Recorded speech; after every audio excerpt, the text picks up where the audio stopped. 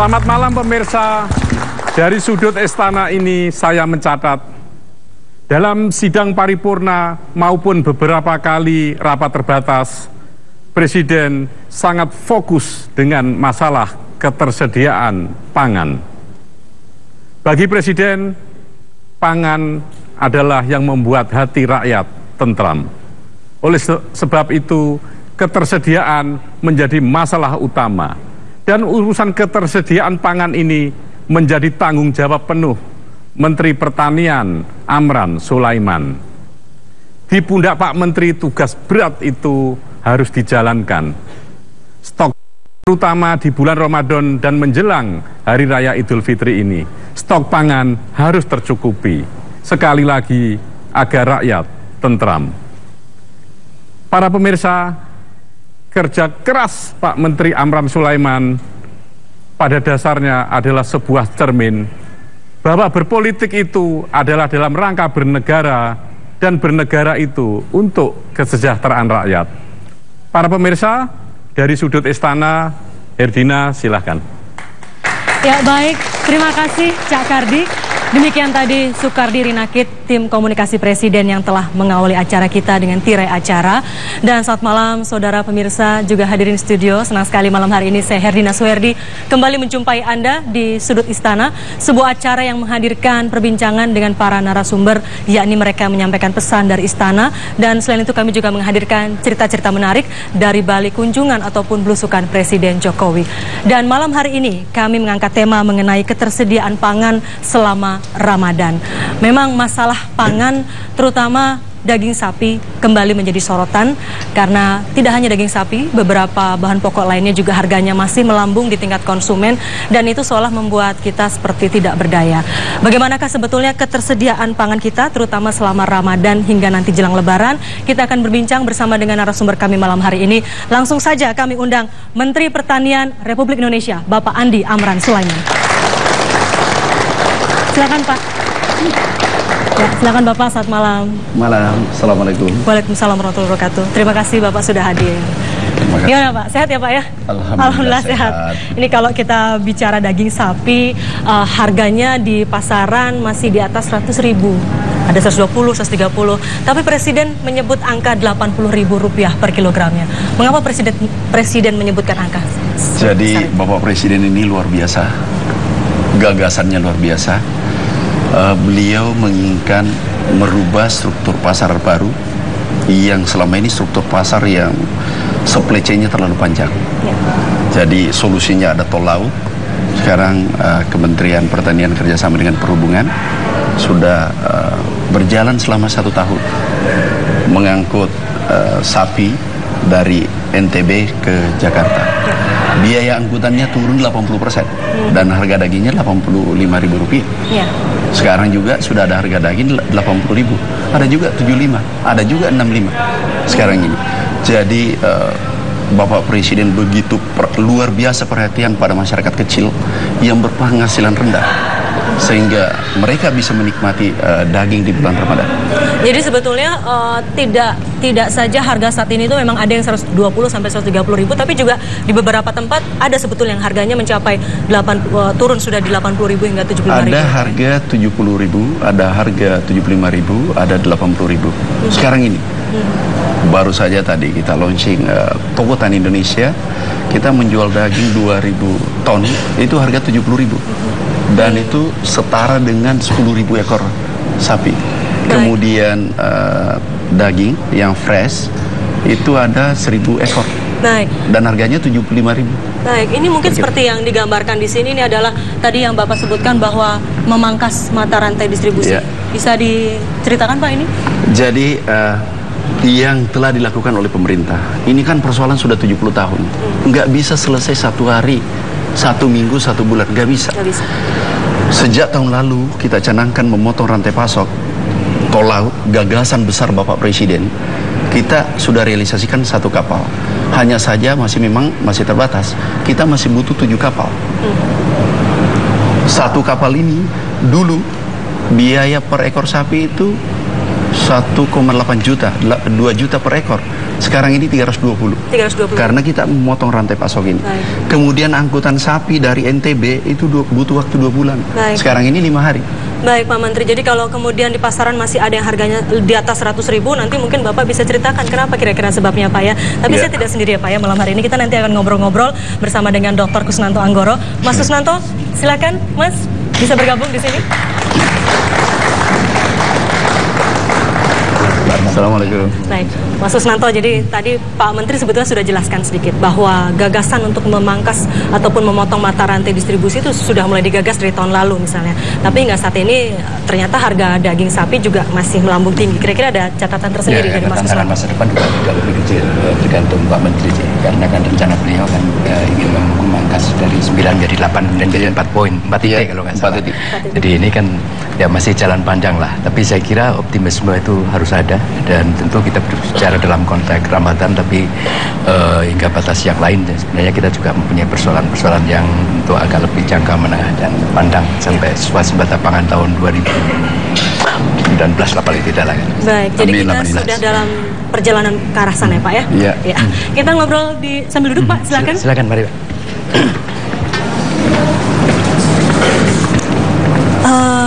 Tadi Bapak sudah menyinggung bahwa di beberapa daerah sebetulnya ada yang harga daging sapi per kilogramnya itu sudah mencapai di angka, sudah turun di angka 80.000 hingga 75.000 rupiah.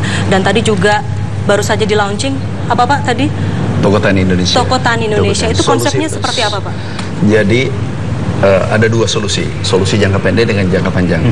Jangka pendek adalah untuk menghadapi Ramadan Idul Fitri, kita operasi besar-besaran, operasi pasar besar-besaran, sinergi dengan produsen seperti Bimoli, Firma, minyak goreng, begitu ya, Pak, ya? Carukopan dan seterusnya, kemudian Feedlotter, kita kerjasama sinergi. Tadi pagi ada 2.000 ton daging, harganya 70.000. Itu setara dengan 10.000 ekor. Jakarta, Jabodetabek hanya butuh 1.000 ekor per hari. Artinya apa? Ini cukup untuk menstabilkan harga. Yang kedua, ada juga 1.000 ekor sapi hidup. Mereka tawarkan harganya 30.000 per kilogram. Ada impor, ada lokal. Yang pertama kami tanya adalah, apakah petaninya untung? Ini pesan Bapak Presiden. Ya. Apakah petaninya sudah untung? Kami tanya, apakah Anda sudah untung? Mereka dari Lampung. Pak, kami sudah untung 3.000 sampai 5.000 rupiah per kilogram. Kalau 200 berarti kan sudah untung lumayan, 1 juta per ekor. Jadi mereka sudah untung dengan harga. Jadi sekarang ini, dan solusi permanen, solusi jangka panjang adalah, solusi yang permanen adalah memotong rantai pasok dari petani yang biasanya 9 titik itu menjadi 3. Ya.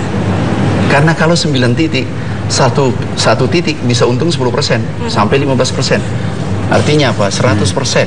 Baik. 2 kali lipat. Tapi itu apakah itu mungkin Pak dilakukan? Karena kalau Bapak memotong dari 9 menjadi berapa Pak tadi, 3 titik ya atau 4 titik gitu. Yeah. Itu kan di situ sebetulnya ada lingkarannya, ada rumah potong, kemudian ada tempat penggemukan dan sebagainya. Mungkin di kalangan bagi peternak sudah cukup untung karena sesuai dengan harga atau yang mereka dapatkan ataupun modal dan keuntungan sudah dapat mereka. Tapi bagaimana dengan yang lain seperti misalnya RPH dan tempat penggemukan ini, apakah mungkin Pak itu semua dipangkas gitu?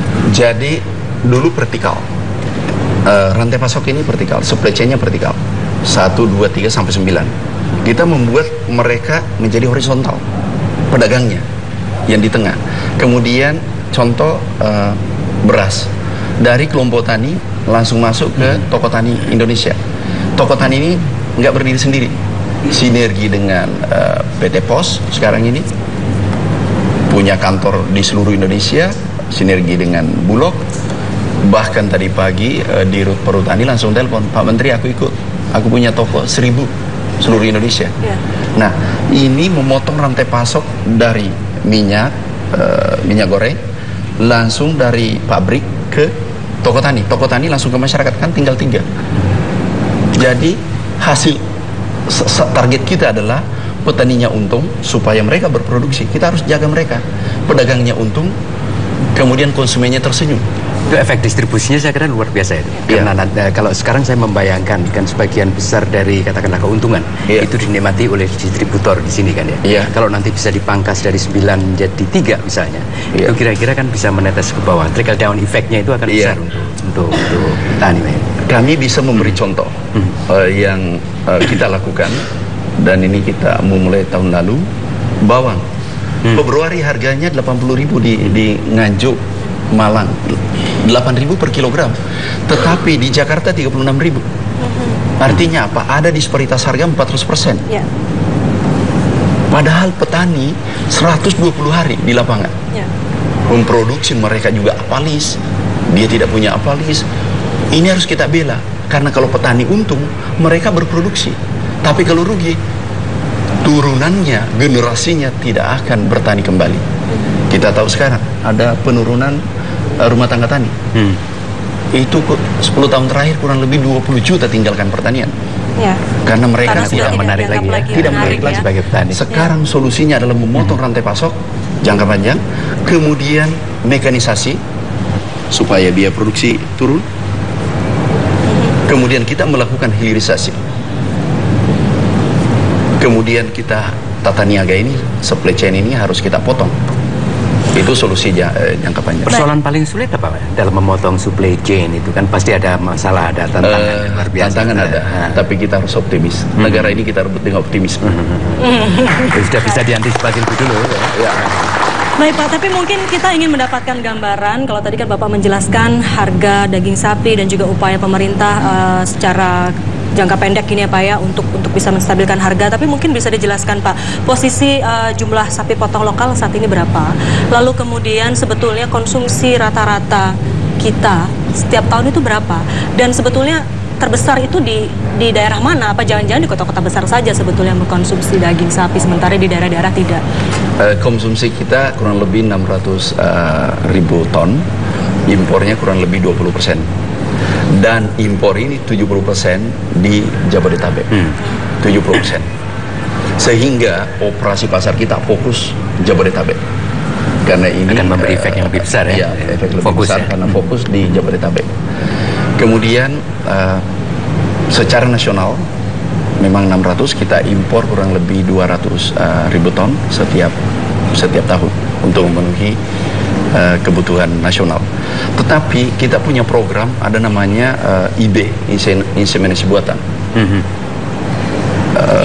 Dulu kita ekspor semen beku ke Eropa, ke Jepang, kita ekspor. Stok kita ada 8 juta. Tapi setelah jadi sapi kita impor kembali. Nah ini saya bilang, ini keliru nih. Sekarang ini kami beri IB semen beku ke seluruh Indonesia. 3,8 juta tahun lalu, gratis bagi peternak. Ini harus bertani dengan cerdas, karena semen beku ini adalah limusin Brahman, semen beku Brahman, tapi induknya lokal. Induknya lokal. Jadi 1:3, umurnya lokal 3 tahun, itu mungkin 200 kilo. Itu akan menambah produksi kita 2 kali lipat. Bisa 3 kali lipat. Dan itu baru bisa dipetik hasilnya berapa tahun? Ya 1 tahun. 1 tahun sudah melahirkan, kemudian 3 tahun kemudian. Jadi 3 tahun ke depan. 3 tahun ke depan semestinya produksi sapi potong kita bisa lebih banyak ya Pak ya. Bisa ekspor kemungkinan besar ya, seperti obsesi Pak Menteri kan. Mungkin sampai bisa ekspor Pak. Kita berdoa. Kita berdoa. Jadi satu-satu kita selesaikan. Kalau bawang sudah ekspor. Jadi ini pangan jangan cuma daging. Kemarin judulnya aku lihat, pemerintah gagal menurunkan pangan. Kecil di bawahnya tulisan daging. Ini pangan ada 9 bahan pokok. Cabai sudah turun. Sampai sekarang harga 7.000. Baik. Kemudian beras sudah turun. Minyak goreng, kita adalah produsen terbesar dunia. Kita mengekspor, kita memberi makan ke negara lain. Masa harganya ikut naik? Kami datangi produsen. Kami ketemu, Pak, ini masa negara lain lebih murah daripada kita? Kita ini produsen, kita menghidupi negara lain. Alhamdulillah turun secara nasional, turun 5,5% minyak goreng seluruh Indonesia. Itu atas arahan Bapak Presiden, Pak Mentan, segera cek di lapangan apa stok kita cukup. Stok kita minyak goreng 1,8 juta ton. Kebutuhan kita 400, tapi ikut-ikut naik. Ayam juga demikian. Stok itu lagi-lagi permainan distributor itu kira-kira. Ini psikologi middleman lah. Middleman ya. Jangan itu saudara kita juga. Kita harus atur mereka. Dan mereka menerima. Kami datang ke produsen, mereka siap. Semua mensupport. Tadi pagi ada lebih perusahaan besar ikut, petaninya ikut, dan kami merasa bahagia karena mengikuti arahan Bapak Presiden, arahan pemerintah. Iya, tapi memang bicara soal psikologi pasar kita di Indonesia ini juga mungkin di beberapa kota besar gitu ya Mas Kusnanto, memang agak sedikit berbeda gitu ya.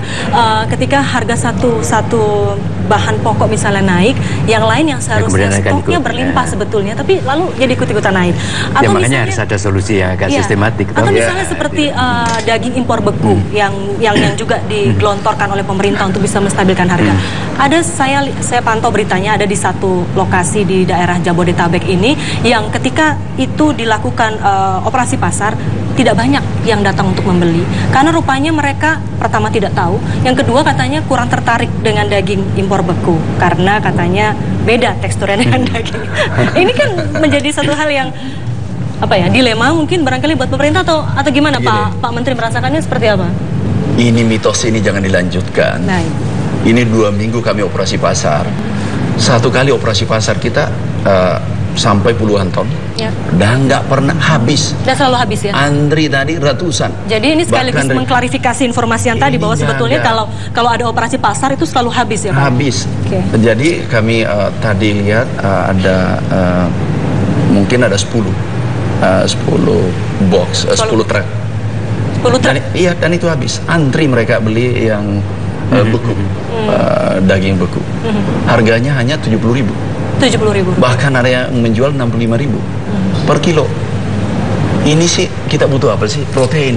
Harusnya kita cerita protein, swasembada protein. Protein sapi, ayam. Kandungan protein sapi hanya 22%, ayam 24%, kambing 27%. Tubuh ini butuh protein. Jangan pakai rasio. Jadi kalau pakai rasa, harus pakai rasio. Baik. Jadi kalau ada misi Presiden untuk mewujudkan agar banyak masyarakat terutama yang berpenghasilan rendah bisa juga menikmati daging sapi, ini bukan satu hal yang tidak mungkin ya Pak ya? Bisa. Insya Allah bisa. Insya Allah, dan itu masih bisa terus dipertahankan sampai nanti Pak menjelang Lebaran, karena biasanya nanti mau Lebaran harganya naik lagi gitu. Program ini program ada jangka pendek, jangka panjang. Jangka panjang sebelum Lebaran dan sesudah Lebaran tetap lanjut. Saya sebenarnya lebih tertarik ke jangka panjang, Pak. Itu jangka pendek merupakan bagian dari jangka panjang. Tapi misalnya untuk jangka panjang kan orientasinya lebih ke katakanlah komoditi tertentu dari 9 bahan pokok itu, misalnya padi, jagung, kedelai dan seterusnya ini. Kira-kira akan berapa lama diperlukan untuk bisa menjadi bukan hanya swasembada, tapi seperti sekali lagi obsesi Pak Menteri untuk menjadi eksportir. Ini menarik. Jadi 2015 kita hanya merubah strategi tanaman bawang. Itu kita ekspor naik 100%. 2015 hanya dalam waktu 1 tahun naik 100% ekspor kita. Insya Allah tahun ini kami pastikan naik karena kami merubah strategi pola tanam. Pada saat petani rame-rame tanam, APBN kami tarik. Di saat petani tidak tanam, defisit, APBN masuk. Sehingga tidak ada bulan off season dengan peak season. Jadi ini flat. Sehingga kita tidak pernah kekurangan. Memang kemarin sempat ada bahwa harga naik. Ya ikut-ikutan, bawangnya naik, minyak goreng naik, kemudian daging ayam naik. Padahal ini kita produsen minyak goreng, produsen terbesar dunia. Jadi kita kemarin jagung, salah satu jagung. Ini jagung saat ini pemerintah hadir di tengah petani. Tidak ada lagi teriakan tahun ini. Kita dengar tahun lalu harga 1.500 di tingkat petani. Kalau 1.500 petani merugi, tidak mungkin tanam. Dengan perpres yang dikeluarkan Bapak Presiden, luar biasa cepat diberikan. Bila mana harga di bawah 2.700 itu diambil oleh, diserap oleh Bulog. Baik, tadi Bapak sudah cerita mengenai kebijakan ataupun strategi tadi mengatur bagaimana mengubah pola strategi sehingga harga bawang bisa tetap bertahan di kisaran yang terjangkau di masyarakat. Kita akan ingin tahu lebih banyak Pak, terobosan apa lagi yang dilakukan oleh Kementerian Pertanian, tapi kita harus jeda terlebih dahulu, Mas Kusnanto dan juga Pak Menteri. Dan saudara tetaplah bersama kami di Sudut Istana, kami akan segera kembali saat lagi.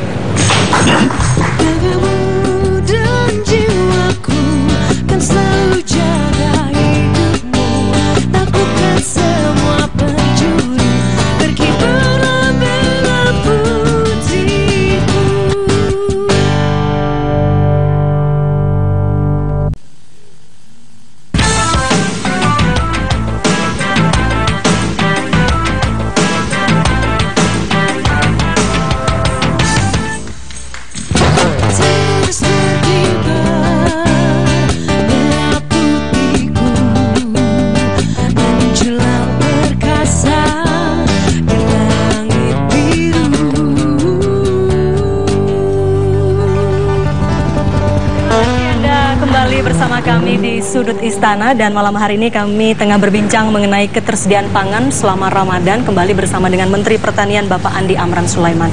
Pak Menteri, sesuai dengan judulnya malam hari ini adalah ketersediaan pangan selama Ramadan. Mungkin bisa digambarkan Pak, sejauh mana sebetulnya kesiapan kita atau ketersediaan pangan kita terkait dengan 9 bahan pokok terutama ya Pak ya, selama Ramadan ini kalau perlu hingga sampai dengan akhir tahun seperti apa Pak gambarannya? Jadi pangan kita cukup, stok kita cukup, khususnya yang rentan ya air-air ini, termasuk minyak goreng. Kebutuhan kita 450.000 ton, tapi stok kita 1,8 juta ton. Ini bulan minyak goreng. Kemudian ayam 252.000 ton, tapi kebutuhan kita 112.000 ton. Kemudian telur juga 100.000 ton kebutuhan, tapi stok kita 200.000 ton. Jadi sebenarnya cukup semua ya dari segi stok ya? Lebih dari cukup. Lebih ya Pak ya? Dari cukup. Sampai akhir bulan Ramadan maksud saya. Sampai seterusnya insya Allah cukup. Kemudian bahkan kita sudah ekspor. Kita ayam kita DOC kita ekspor ke Myanmar. Sementara jejaki ekspor ke Jepang. Bawang kita sudah ekspor. Tahun lalu 2 kali lipat, 100% naik. Impornya turun 74%. Tapi seksi kalau tanya kapan lagi impor, karena aku tolong dong tanya juga kapan lagi ekspor. Karena ucapan itu adalah doa. Ucapan adalah doa ya. Baik. Jadi tadi sudah ada beberapa komoditas yang rata-rata kita stoknya melebihi gitu ya Pak ya. Bahkan kita sudah bisa ekspor. Tapi juga kalau tidak salah ada beberapa yang kita masih impor ya Pak ya. Selain tadi misalnya daging sapi beku, lalu apalagi Pak yang kita? Kedelai, bawang putih, beras juga, termasuk beras sekarang kita ini stok kita 2 juta lebih. Adalah kebutuhannya? Bukan, stok di Bulog tahun lalu hanya 1 juta. Artinya cukup. Cukup ya Pak. Dan harga yang sudah turun, harga bawang sudah turun, cabai drastis turun, kemudian beras, minyak goreng, ayam sudah turun. Dalam keadaan stok lebih itu nanti bisa diharapkan harga akan semakin turun apa? Kira-kira? Jangan, kita harus tahankan. Kalau ayam kisaran 30.000. Kenapa? Peternak kecil lagi yang berteriak. Jadi ini gantian nanti. Sehingga kita membangun, memotong rantai pasoknya. Semua happy. Peternaknya menikmati, untung. Pedagangnya untung. Juga konsumennya tersenyum. Karena yang penting memang sebenarnya pemotongan jalur distribusi yang panjang itu tadi ya. Iya. Karena disparitasnya antara harga tingkat petani dengan konsumen terlalu tinggi. Biasanya salah satu berteriak, konsumen atau produsen. Ini dua-dua berteriak pada waktu yang bersamaan. Satu yang minta harga naik, satu yang minta harga turun. Artinya apa? Ada anomali. Anomali ini kita harus selesaikan bersama. Strategi jangka panjang untuk mengatasi anomali itu? Jangka panjang sampai tahun 2019 ini berbeda pendekatannya. Kalau khusus jagung ini sudah menunjukkan hasil. Pertama, kita memberi jaminan harga kepada petani. Bapak Presiden sudah keluarkan Perpres dengan cepat. Harga sekarang 2.700 di tingkat petani. Dan di tingkat pabrik itu mungkin 3.900. Impor kita sampai dengan hari ini turun 45%. Jagung ya? Jagung. Itu karena kebijakan yang tepat. kebijakan yang tepat oleh Bapak Presiden. Kemudian beras kita, stok kita meningkat. Tahun lalu 1 juta lebih, sekarang 2 juta lebih di gudang, di Bulog. Karena kita menjaga harga, pemerintah menjaga harga di tingkat petani, menyerap gabah. Ini mungkin termasuk tadi ya, kalau harga di bawah tertentu akan dibeli oleh Bulog dan sebagainya tadi ya. Sehingga petani berproduksi kembali. Jangan mereka dibiarkan rugi. Kalau rugi, dia tidak berproduksi. Kalau tidak berproduksi, produksi nasional turun, impor kita lakukan. Kita melakukan impor, itu sama dengan memperkuat petani negara lain. Tapi kalau kita ekspor, memperkuat petani kita. Baik Pak, kalau bicara tantangan Pak, ini kan tentu tugas mengenai stabilisasi harga ini kan juga bukan hanya tugas dari Kementerian Pertanian ya Mas Krisnanto, tapi juga ada kementerian terkait lainnya gitu. Sebut saja misalnya ada 3 kementerian di situ kan. Bagaimana Pak koordinasi yang terjalin selama ini? Atau mungkin juga adakah tantangan yang datangnya dari internal pemerintahan sendiri? Kalau internal kami, alhamdulillah sampai dengan hari ini sudah 68 eselon 1 dengan 2 bergeser dari kursinya. Kalau internal, jadi kalau istilah kami dengan teman-teman, kalau tidak lelangnya terlambat, jabatannya kita lelang. Yang lelang bukan menteri, sistem. Jadi semua berkinerja baik. Alhamdulillah produksi sesuai BPS. Hasilnya semua komoditas strategis produksinya naik. Hortikultura contohnya, itu ekspor kita naik 32%, impor kita turun 13,4%. Itu ada hasil, menunjukkan kinerja yang baik dari kementerian, dan kami bangga bergabung dengan Kementerian Pertanian, saudara-saudara kita di sana. Kalau dengan kementerian lain? Dengan kementerian lain. Ada barusan ada pertemuan dengan Menteri Perdagangan dan beberapa kita membentuk tim atas arahan Bapak Presiden, tim untuk stabilisasi harga ini. Dan kita hilangkan egoisme sektoral. Jadi ini berlaku bukan hanya sepanjang Ramadan ya, yang bukan stabilisasi harga seterusnya. Kita membentuk tim, Kementerian BUMN, Perdagangan, Perindustrian, Koperasi, Bulog, Kementerian Pertanian. Kita membentuk tim, nggak bisa jalan sendiri. Kalau ada egoisme sektoral, yang korban adalah konsumen dengan petani. Kita harus sinergi, sehingga kami sudah sepakat, eselon 2 Kementerian Pertanian boleh dipanggil kapan saja oleh Menteri Perdagangan. Kami juga begitu pun juga kami yang lain, bisa sebaliknya. Jadi kalau ada egoisme sektoral, ini kita sulit. Ini kita hilangkan egoisme sektoral. Baik, Pak, lalu rencana ke depan yang akan dilakukan Kementerian Pertanian terutama untuk terus menjaga supaya stok pangan kita terus aman ya Pak ya, dan meningkatkan jumlah produksi, apa Pak yang akan dilakukan? Apakah juga termasuk meningkatkan mungkin peran dari penyuluh pertanian atau ada? Jadi ada beberapa langkah kami lakukan. Pertama, melihat regulasi yang ada, kemudian infrastruktur, kemudian kita hilirisasi, kemudian tata niaga. Kita melihat ekspor impor, kita kendalikan, kita mengimpor sesuai dengan kebutuhan, bukan keinginan. Itu perintah Bapak Presiden. Regulasi ini cukup menarik. Ada regulasi di Kementerian Pertanian. Ini tanaman semusim, bukan seperti PU membangun gedung. Kalau harus tanam hari ini harus, karena musim hujan. Contoh, ada Perpres kami minta, dan itu 2 hari diselesaikan oleh Bapak Presiden. Perpres nomor 172 2014. Bulan Desember kami masih ingat menghadap. Izin Bapak Presiden, ada regulasi kita memperlambat pencapaian swasembada pangan. Apa itu? Harus tender. Kalau tender 3 bulan. APBN keluar Januari. Kalau Januari tender, selesai panen, baru keluar. Sarana produksinya tiba. Tikus nggak pernah katakan tunggu dulu lagi tender pemerintah. El Nino apalagi yang baru-baru datang. Kalau regulasi ini tidak berlaku, kemarin Bapak Presiden begitu cepat mengambil keputusan, aku yakin beras bisa saja kita impor jauh lebih besar, bisa 5 juta, bisa 10 juta. Kita ingat El Nino 97, 98, 2 tahun impor kita 12 juta. Penduduknya 202 juta pada saat itu. El Nino-nya 1,9% intensitasnya. 2015 terbesar sepanjang sejarah. Itu 2,44% intensitasnya. Penduduknya 252 juta, naik 50 juta. Impornya 1 juta, itu pun cadangan. Tapi kalau kita interpolasi, tidak ada upaya khusus oleh pemerintah. Kita impor bisa saja 15 juta. Kalau kita interpolasi, itu 15 juta kita impor. Baik. Jadi sekarang 1 juta itu pun cadangan dan stok kita 2 juta. Artinya apa? Ini upaya teman-teman dari kementerian didukung oleh Bulog, Perdagangan, BUMN, Perindustrian, yang dikoordinir oleh Pak Menko. Alhamdulillah menunjukkan hasil. Baik, Pak Menteri, kalau kita bicara mengenai tadi Bapak menyinggung masalah musim tanam. Musim tanam ini kan juga ada kaitannya lalu kemudian dengan iklim.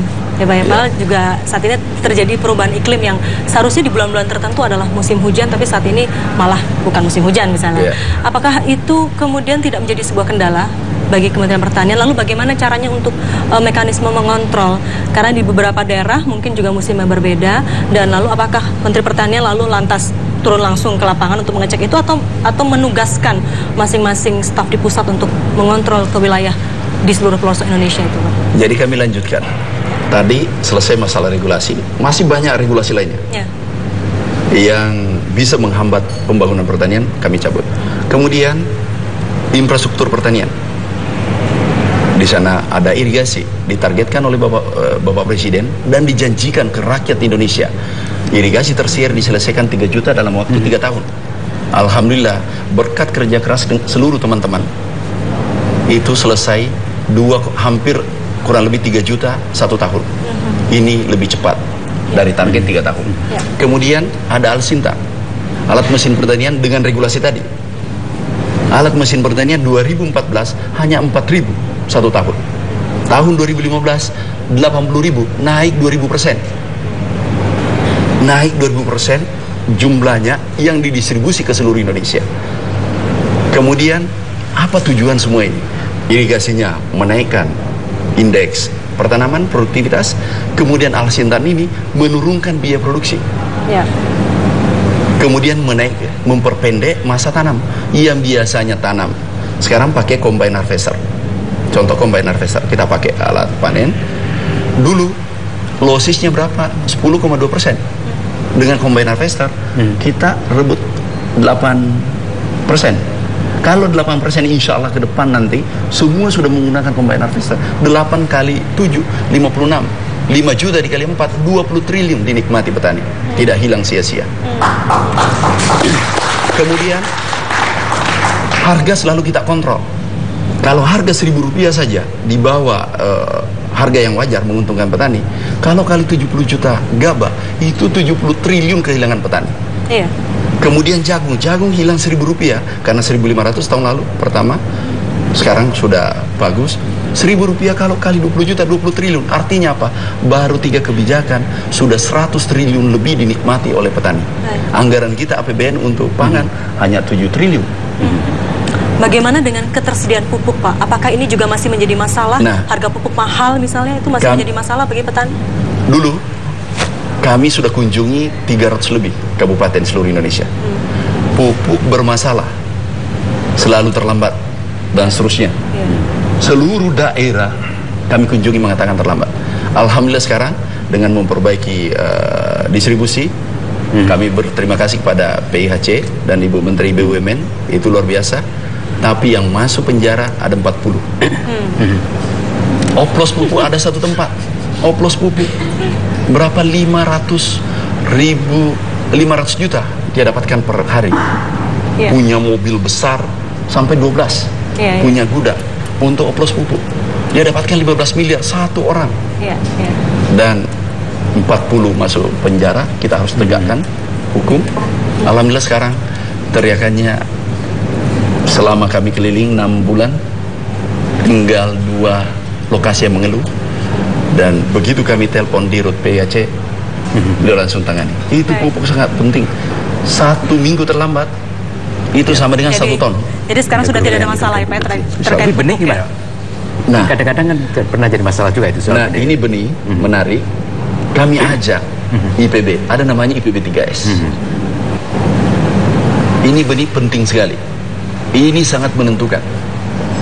Kalau benihnya salah, ini produksinya jelek. Ya. Ada potensi produksi IPB 3S, kita coba. Kami ajak. Jangan kita egoisme sektoral. UGM, IPB, Unhas, Unila, kami undang. Ya. Dan dipilih yang terbaik gitu ya? Yang terbaik IPB, khusus untuk benih. Kalau UGM, kedelai. Produksinya berapa? 10 sampai 13 ton per hektar. 10 sampai 13. Kalau naik 2 ton saja atau 3 ton, dikali total 10 juta. Kalau 2 ton, berarti 20 juta. Kalau kali 15 juta per tahun, itu berarti 30 juta.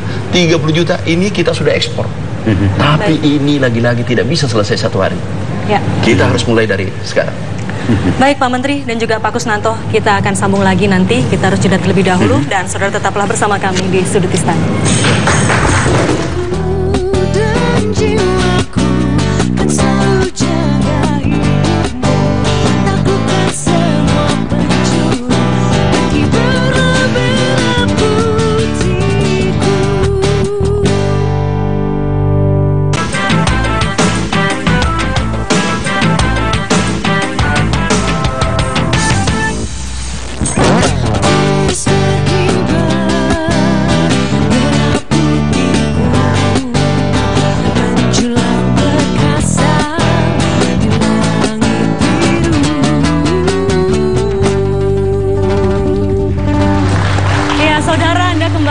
Kami di Sudut Istana dan kita lanjutkan kembali perbincangan bersama dengan Bapak Menteri Pertanian. Pak Menteri, tadi sudah dijabarkan beberapa hal, berbagai upaya yang dilakukan oleh Kementerian Pertanian untuk memenuhi stok pangan di tanah air, terutama selama Ramadan hingga jelang Lebaran dan mungkin akhir tahun nanti. Apa Pak, bisa disebutkan mungkin masalah yang masih belum bisa terselesaikan hingga saat ini? Pertama, masalah karet. Karet? Karet, 3 bulan lalu kami kumpulkan petani karet dengan Kadis Perkebunan se-Indonesia. Kami tanya, harga karet turun. Oke, kami cari solusi, memang ini berat, tapi alhamdulillah kami sudah temukan solusi. Karet ini kita replanting, supaya harganya bisa naik. Terus petaninya tanya, gimana lagi solusinya? Selama tanaman belum menghasilkan 7 tahun.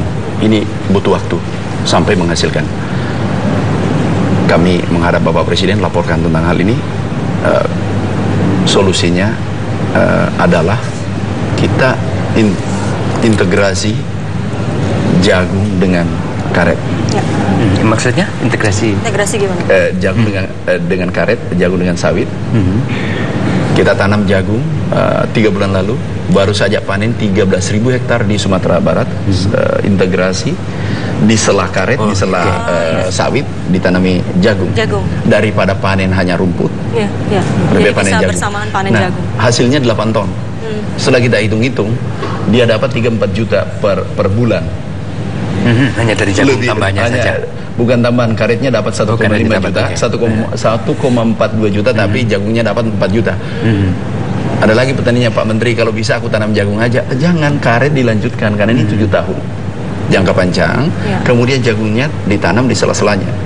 Kami program integrasi jagung sawit, jagung karet 1 juta hektar. Dan itu menambah produksi nasional, menguntungkan petani karet dan sawit yang karetnya tidak berproduksi, dan juga menambah pendapatan petani. Dan itu terobosan baru ya Pak? Ya. Jadi Pak Menteri ini sosok yang dikenal rajin turun ke lapangan, Mas Kusnanto. Ini juga saya dapat info dari teman-teman di Kementerian Pertanian bahwa saking pekerja kerasnya Bapak ini, mungkin kalau hari di dalam 1 tahun ada 365 hari, katanya teman-teman Kementerian Pertanian, Bapak mungkin 366 hari ada di lapangan gitu ya. Dan bahkan ada cerita katanya dalam kondisi sakit ketika itu, tapi Bapak harus melakukan kunjungan ke lapangan. Bapak di perjalanan diinfus dulu, suntik vitamin atau apa mungkin barangkali, lalu kemudian sampai di lapangan baru infusnya dilepas. Ini natural, karena beliau ini kan sebenarnya orang lapangan. Baru saja di kerangkeng jadi birokrasi. Baru saja di kerangkeng. Jadi gini, banyak yang bertanya, Pak Menteri jarang di kantor. Ini persepsi yang keliru. Ya. Kenapa? Di mana saja menteri berada itu adalah kantor. Ini ada WA, ada SMS, bukan zaman dulu. Harus kembali tanda tangan. Dan kalau kami mau tanda tangan, staf cukup 1 orang datang. Di mana kami Titi berada. Swasembada ada di lapangan, bukan di Ragunan. Ragunan hanya mengetaati administrasi. Dulu biasanya 70%, 80%, 20% di kantor. Tetapi kami mencoba balik 70% di lapangan. Tetapi itu kantor juga. Karena di bandara kadang punggungnya dirjen jadi meja kami tanda tangan, nggak masalah, toh tetap jalan. Mungkin apakah karena Pak Menteri ini dulu berasal dari keluarga sederhana, lahir dari seorang ayah yang berprofesi sebagai babinsa gitu ya Pak ya. Bahkan katanya Bapak dulu kalau mau makan istilahnya harus bekerja keras dulu, harus jual batu dulu gitu ibaratnya gitu untuk bisa makan. Apakah itu yang mendorong Bapak kemudian berpikir bahwa saya harus bekerja keras? Sampai sekarang iya gitu. Benar, kami 12 bersaudara tinggal di desa. Dulu jual batu baru bisa makan. Tapi kami camkan dan kami dididik. Diberi warisan ada 4. Jujur, kerja keras, disiplin, dan selalu berdoa. Ini warisan yang diberikan karena tidak ada yang bisa dibagi. Gajinya ayah saya 116.000. Tapi kita camkan, kami lahir dalam keadaan miskin, tapi jangan kami dikubur dalam keadaan miskin. Baik. Semangat itu juga yang Bapak turunkan kepada keluarga, kepada anak-anaknya. Termasuk teman-teman pertanian, mudah-mudahan ada. Teman-teman pertanian bisa melihat itu. Ya. Tapi Pak, ini ada yang bergabung bersama kita malam hari ini melalui saluran telepon. Mungkin Bapak mengenali suaranya. Kita dengar dulu ya Pak ya. Halo, selamat malam. Selamat malam. Halo, selamat malam. Selamat malam. Ya, boleh disapa Pak Menteri dulu. Selamat malam. Selamat malam Pak. Kira-kira Bapak kenal nggak dengan suara siapa ini? Iya, anak saya tertua yang di pesantren. Iya. Baik, kita sudah tersambung dengan putra pertama Bapak ya. Iya. Namanya kalau tidak salah Andi Amar Ma'ruf. Betul Pak? Iya. Iya. Mas Andi disapanya atau Mas Amar? Atau Mas Bang Amar. Bang Amar. Bang Amar sekarang bersekolah di mana Bang? Di Pondok Modern Gontor. Kelas berapa? Kelas 5. Kelas 5 itu berarti setara dengan SMA. 5 SMA ya, SMA. Baik. Bang Amar terakhir ketemu Bapak kapan? Tadi waktu buka puasa. Oh, jadi tadi hari ini ceritanya libur ya? Jadi nggak lagi berada di Gontor? Lagi kurang sehat. Lagi pulang. Baik, Bang Amar, sosok Bapak tuh sehari-hari seperti apa sih, Bang? Bapak tuh orangnya tegas, disiplin, melatih tentang kejujuran. Jadi tadi 3 hal atau 4 hal yang disampaikan Bapak, pesan dari orang tua Bapak atau kakeknya Bang Amar, yaitu jujur, kerja keras, disiplin, dan satu lagi apa Pak Menteri? Selalu berdoa. Dan selalu berdoa, itu juga yang selalu ditekankan kepada anak-anak di rumah. Iya. Apalagi Bang Amar yang tertua ya? Kami sebagai anak-anak dari Bapak ini selalu dilatih untuk berprestasi, berdedikasi, berloyalitas tanpa cacat. Ya, baik. Bang, di kalangan teman-teman di Kementerian Pertanian, Pak Menteri ini kan pekerja keras. Sampai-sampai kami bertanya, Pak Menteri ini hobinya apa? Staf di Kementerian Pertanian nggak tahu. Kalau anak-anak tahu nggak hobi Pak Menteri apa ya kira-kira? Biasanya kalau dulu waktu saya masih kecil, bulu tangkis. Bulu tangkis. Badminton. Habis itu sering mancing. Baik. Jadi hobinya olahraga ya, bulu tangkis dan memancing. Tapi itu dulu ketika anak-anak masih kecil, ketika Bapak masih punya banyak waktu ya. Sekarang setelah Bapak sudah menjadi menteri, semakin sibuk, masih punya waktu nggak? Waktu luang bersama anak-anak? Sibuk-sibuknya Bapak pasti sering menyempatkan waktu seperti waktu buka puasa, kalau ada hari libur pergi mancing sama adik-adik, sama saya sendiri. Pasti selalu menyempatkan waktunya sama keluarga. Nah, ya baik. Bang Amar sendiri kan bersekolah di pondok pesantren, artinya tidak setiap hari bisa pulang ke rumah, begitu ya Pak Menteri ya? Iya. Kalau sedang berjauhan dengan Bapak, terutama mungkin di saat-saat tertentu seperti bulan Ramadan gitu ya, apa Bang yang dikangenin dari Bapak? Apa tradisi keluarga mungkin yang dikangenin dari Bapak dan keluarga? Ya, candanya. Candanya ya? Oh, ternyata Bapak juga suka bercanda ya? Baik, Bapak ini kan sudah menjalani berbagai karir ya. Bapak pernah menjadi penyuluh pertanian, pernah juga menjadi dosen, bekerja di pabrik gula, lalu juga bahkan membuat inovasi racun tikus ya Pak ya. Lalu sekarang menjadi menteri. Bagaimana perasaan Bang Amar dan adik-adik menjadi anak seorang menteri pertanian Republik Indonesia? Gimana Bang perasaannya? Sebenarnya pertamanya sulit karena terlalu sering berjauhan dengan seorang ayah, tapi di akhir karena kami juga mulai berpikir bahwa ini amanat dari negara dan sebuah amanat harus dipenuhi. Ya, lalu apa harapan dari anak-anak untuk Bapak ke depan? Doa dari ya, jangan terlalu memaksakan diri. Jangan terlalu memaksakan diri. Emang kelihatannya Bapak suka terlalu memaksakan diri ya? Terlalu keras pada dirinya sendiri ya? Gitu ya? Mungkin bisa dibilang begitu. Ya, itu curhatnya anak lah Pak. Itu jujur ya Pak berarti. Baik, Bang Amar, terima kasih banyak. Ada mungkin yang ingin disampaikan Bapak untuk Ananda tercinta? Ya cukup belajar. Masih bagus, hanya belajar harus lebih baik dari ayahnya. Harus lebih baik dari ayahnya. Jadi nanti mungkin bisa seperti ayah jadi menteri gitu ya Pak ya, atau mungkin bisa lebih tinggi gitu ya Pak ya. Baik, terima kasih Bang Amar sudah berbincang bersama kami di sini. Salam juga untuk Ibu di rumah. Terima kasih sekali lagi Bang ya. Ya. Pak Menteri, gimana tadi? Ngobrol-ngobrol sebentar tadi bersama dengan Putra tadi via telepon. Jangan memaksakan diri. Jangan memaksakan. Boleh memaksa orang lain. Memang istirahat terkadang 2-3 jam sehari semalam, karena kami mungkin para dirjen, saya minta maaf kepada seluruh keluarga besar Kementerian Pertanian. Aku tahu juga bahwa ini berat, bahkan ada yang mengatakan ini 20 kali lipat kecepatannya daripada sebelumnya. Saya minta maaf karena ini negara. Jangan kita disesali generasi kita. Jangan nanti generasi kita menyesali kita. Apa yang dilakukan pendahulu saya. Hidup ini sekali, buatlah sejarah. Yang penting nawaitu dengan baik, insya Allah pasti hasilnya baik. Jadi itu memang murni berdasarkan ingin mencatatkan sejarah yang baik gitu ya untuk anak cucu, atau memang mungkin targetnya yang sangat tinggi gitu Pak? Jadi kalau saat ini bagaimana kita berdaulat, pangan kita berdaulat, dan itu pasti bisa. Yang penting kita mau. Ya, kalau mau, kami yakin pasti bisa. Ya. Tapi tetap lah Pak, sesekali nggak apa-apa masih main bulu tangkis, ya kan? Boleh ya Bapak-bapak Ibu, Pak Menteri, sesekali main bulu tangkis atau mancing gitu ya Pak ya. Masih bisa dilakukan kan Pak itu?